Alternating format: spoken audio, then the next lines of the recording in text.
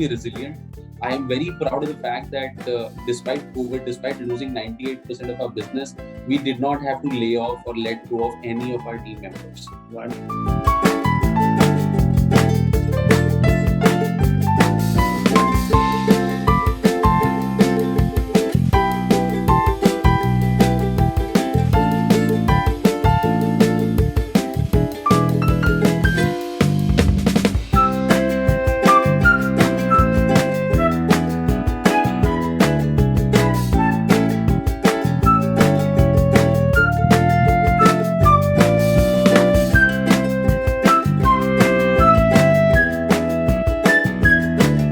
I am from Kolkata. I've been in Kolkata all throughout, and I'm a chartered accountant. So come from a very humble background. My dad has been an accountant for the last, 45 odd years. And he's been working in the same company ever since he started his own work. So he migrated from Rajasthan to Kolkata in search of a job. So it was a very humble beginning. And of course, I was blessed enough that my dad was able to fund our education basically, and he made us study. So from a very average student, I became a chartered accountant at the age of 22, and so started my journey with a company called PricewaterhouseCoopers. It's one of the big 4 accounting firms in the world. Started there as a trainee, spent about 4 years there. Then I moved on to the industry. So I worked in it was a vocational training company called ICA. Spent another 4.5 years there. Went back to a company called EY, Ernst & Young. Went back to my kind of CA roots there. Spent another couple of years. But then by the time I was leaving ICA, I had it in my mind that probably I have to do something on my own. It was because of the capital constraints that I took up the EY job. But parallelly, I started Omnifin. So this company was actually formed long ago, 1995. But there was this entrepreneurial thing that I had in me. So I thought that why not work on the training business. So I started with Omnifin Solutions primarily as a training and HR practice. But because being a finance professional, I also used to do a lot of finance consulting. As we go along and we get on with this conversation, you'll probably get to know that while I'm a very ambitious person, but at the same time, I keep on doing a lot of things at the same time. So where I'm going to be 5 years from now, I don't know, right? It's going to depend on how the life or the journey takes me. So when I started my career, I never thought I'll become an entrepreneur. When I started Omnifin, I did not know that I'd be doing business valuation. But today we are at a pole position. We are amongst the top business valuation firms in the country. I've written 2 books on valuation. So we work with some of the startups that were probably born yesterday to some of the largest companies that you can think of in India, including the Tata Groups, the ITC, Byju's, and so on and so forth. So we are specializing into business valuation and talent management right now. Wonderful. I never thought that I'll become an entrepreneur, because when I started my career, the most that I could think of was a stable job for me, right? I never thought that I would become an entrepreneur. I think the entrepreneurial journey was something that I wanted to do something of my own, and that calling came to me. So between the time I decided to become an entrepreneur and I became the entrepreneur, it was probably just about a month and a half, and that's it. Wow. So I thought, shall I do something of my own or shall I take up the next job? And then I decided, let's do both, right? So I started my business and I went on to join EY at the same time, right? So I formed a team, and I think it's very interesting because when you start a business, you need quality people along with you. Correct. And some might find it very surprising, but when I started Omnifin, I did not work in Omnifin for a year and a half. It was 3 wonderful team members that I had who worked for me while I was managing my own expenses while working in a full-time job in another company. So yes, it just happened very, very suddenly.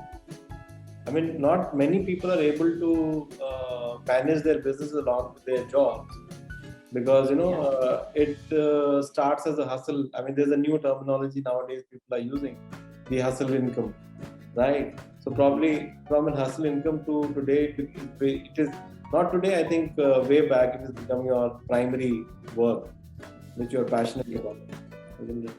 And so I owe my entrepreneurship to the first client who gave me some business, and the three wonderful team members that I had, Bhavna, Archita, and Sweta. They were the ones who said that, okay, Vikash, you go ahead and do your job. We'll take care of the business and we'll call you when we are ready. Right? So it was a very tough call for them as well. But I owe my entrepreneurship to them, thanks to my all team. three of them. Yeah. And so, I mean, while you were doing your job and these three core members were helping to establish your business, you still would be involved in your business. And so, what were the initial struggles which you, as an organization, faced? And quite a lot of them. And very thank you for asking that, because that's a very interesting story again. Because being in a professional services firm like EY, right, I could not attend meetings for Omnifin because, of course, I was fully employed into another organization, and the ethics would stop me from getting into another business. So I did not attend meetings, I did not attend calls, I did not pitch to the companies. All I used to do was, after my EY work was over, right, throughout the day, we would get on to calls with my team members and I would only mentor them, right? So I would only guide them that, hey, this is how you need to talk to the potential clients, and this is how you need to execute those engagements, and so on and so forth. So one was not being the face of the company. So I was practically an investor and not necessarily like a director. So I was a mentor to the team members. Then, of course, when those three team members have started the business, there are internal conflicts, there are challenges that they have to overcome because they are not seasoned professionals themselves, right? So I think the toughest part was not being able to go out and get the business myself. But I think the most pleasurable part was being able to mentor them so that they could get onto the journey on their own. Yeah. It's extremely important to be ethical and have a very strong team, right? And of course, you will have to slog a lot, right? So those days were like 20-hour work days for me. Yeah, correct.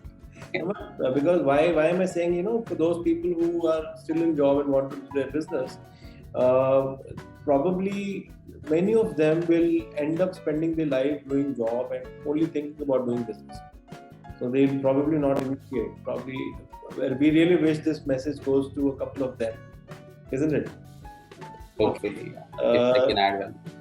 The recent times question is what we were discussing yesterday. Is, in these COVID times, like the spirit of this platform, that we're trying to help those people who probably would have got hit in this kind of a scenario. How did you manage COVID times?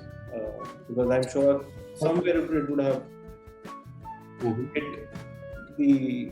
It did hit us big time, because I remember before we started our valuation practice in like a big way, we were doing a lot of talent management activities. So we had two broad services. One was training and the second was recruitment. And March 2020, when COVID hit us, all of a sudden, within a matter of 1 week, we realized that we lost 98% of our business. That's like 98%, right? We had lost all of our clients because we were purely on a B2B segment, because a majority of our clients were institutions, schools and colleges, and all the schools and colleges had shut down. So that is where a majority of our revenues came from. And our training programs were discretionary for the institutions. So if the institutions are closed, we've got no business to deal with. And 10, 15 days, 20 days of conversation, and all we could hear was that, Vikash, we have no certainty when this is going to open up. And even if it opens up, we don't know what's going to happen because things are really, really bad. So within a month, we realized that we don't know how we are going to survive through this, because A, the companies were not recruiting. In fact, there were a lot of layoffs that were happening. And second, the training was completely gone. So I think the biggest learning was two things. One is you have to be resilient. I am very proud of the fact that despite COVID, despite losing 98% of our business, we did not have to lay off or let go of any of our team members. Wonderful. So I think that resilience is very important. And second, you need to be able to pivot your business model in the right direction, right?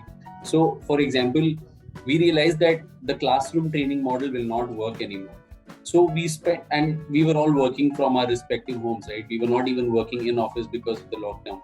So what we did was we created a lot of online courses. We created a whole setup within our respective homes. We would record videos. We created some training programs, and then we sent it online. And we thankfully we got a lot of platforms like Coursera, Udemy, and so on and so forth. So we started some of those courses so that we remained relevant. Thankfully, we also reached out to the companies and said that, okay, we're not doing training for you in a physical mode, but can we create training programs for you online or deliver training programs for you online? So we started some of these online training programs, which of course was a challenge in itself because the participant engagement and the whole experience that we used to give in our in-person classroom model was very, very different. So of course, that was a strong learning curve out there. And third was this new opportunity of valuation, because as we all know that the stock market hasn't stopped, right? The startup environment hasn't changed. So that was a huge opportunity for us. And given that we had already started a business valuation a little bit, I mean, of course, it was not like a huge business for us, but we immediately focused on a business valuation vertical. And in less than 2 years' time, as things stand today, we do more than 100 valuation engagements every year. And we've discussed some of the names. So I think being resilient, being able to say that, yes, we can overcome some of these problems, staying together as a team, believing in your team, and most importantly, to be able to pivot your business models into the right direction if there is adversity, so that you can continue to grow. This is a great initiative. I must congratulate all of you for this amazing initiative. I think it's very noble, because I understand that you're not doing this for some sort of a commercial benefit, but this is just to give it back to the society, to the entrepreneurs, to the business ecosystem.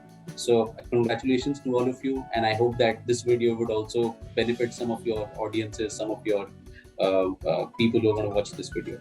So thank you so much, and it's an absolute pleasure interacting with you.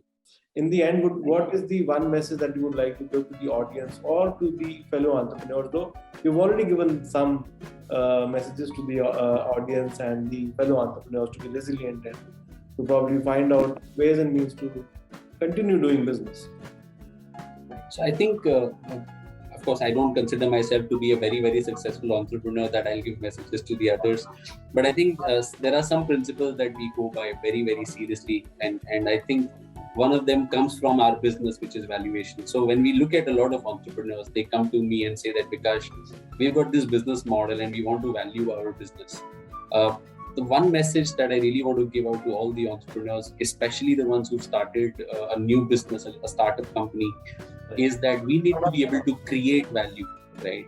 And how do we create value? We create value by being ethical, number one, ensuring that we are making a difference to the society, right? Ensuring that we are able to give impeccable service to our clients. So when you take care of your environment, your clients, your people, and you do all of this in a very ethical manner, right, your businesses will succeed in the long run. And not only will they succeed, they will also create a lot of value.